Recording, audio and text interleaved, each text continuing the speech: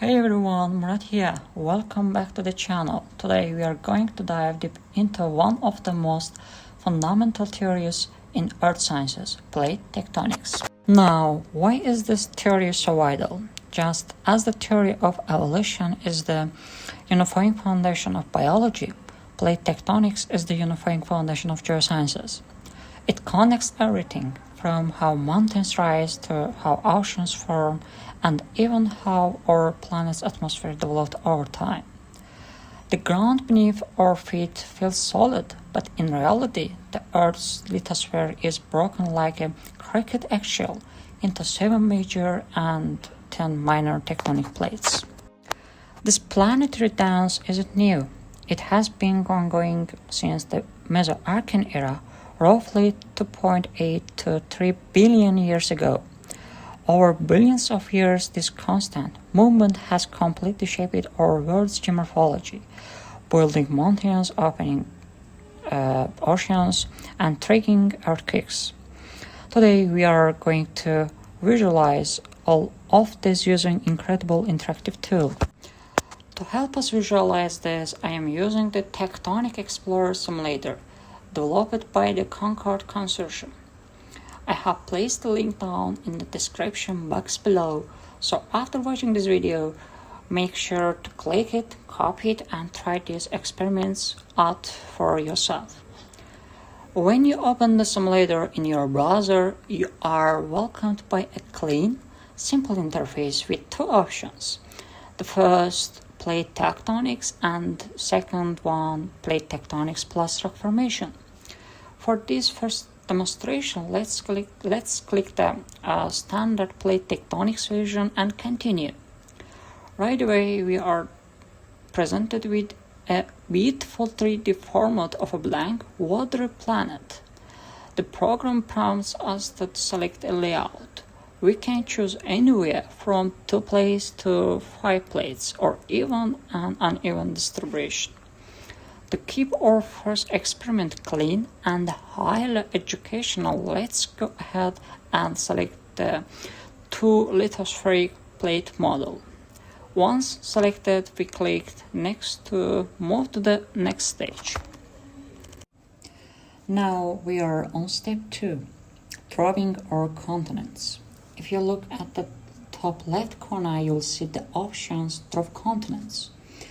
I think this is honestly one of the coolest and most interactive parts of the software because it gives us total freedom. We can manually draw our land masses in any shape or size we desire.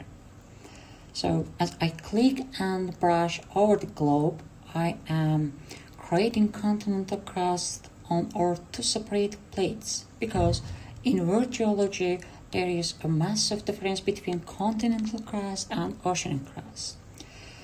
Continental crust is thick, buoyant, and mostly made of granite. Oceanic crust, on the other hand, is thin, dense, and made of basalt.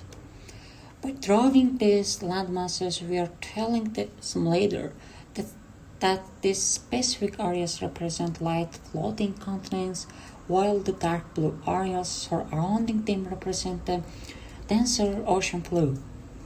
Let's finish drawing our 2 landmasses on plate 1 and plate 2 and then hit next.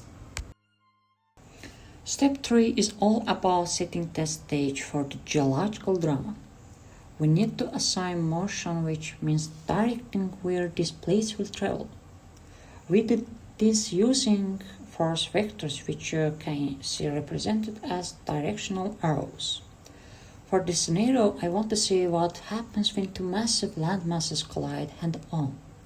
So I am placing the orange arrow on plate 1 pushing to the right and the blue arrow on plate 2 pushing to the left. When the plates move toward each other, geologists call this a convergent boundary. Before hitting play, look at the density screen.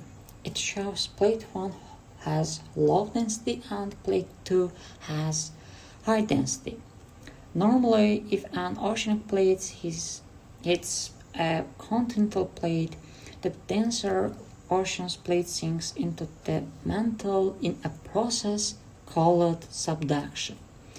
But here, because both plates are carrying thick, buoyant continental crust, neither one wants to give up easily. Neither mass is dense enough to sink into the deep mantle. Let's click finish and run the simulation to this. What happened? Look closely at the boundary as the simulation runs, because the continental crust are too light to sink, they slam into each other in a massive continental collision. The rocks are intensely squeezed, folded and folded, forcing the Earth's crust straight up into the sky. Right before our eyes, a massive brown mountain range is being born. This is exactly how the real Himalayas formed when the Indian plate slammed into the Eurasian plate. Notice those white flashing dots? Those represent earthquakes active along the plate boundary. But wait, this program has one very special mind-blowing function. Look at the cross-section tool at the bottom. This tool allows us to draw a line across our 3D globe and inspect its internal rock structure. It is almost like cutting a perfect slice of cheese. So when we open this cross-section, you can literally see the layers beneath the surface. You can see how the crust is thinking, how the rocks crumbling over the four mountains, and how the roots of the mountain push down into the mantle. Seeing the Earth change dynamically in real time gives us a completely new perspective on geomorphology. But what happens if we add more complexity? Now let's reset the simulator, select the 3-plate model and see how a third plate completely alters the forces, the subduction zones and the landscape. If you are ready to see how a 3-plate puzzle works, stick around, smash that like button and let's jump straight into the next setup.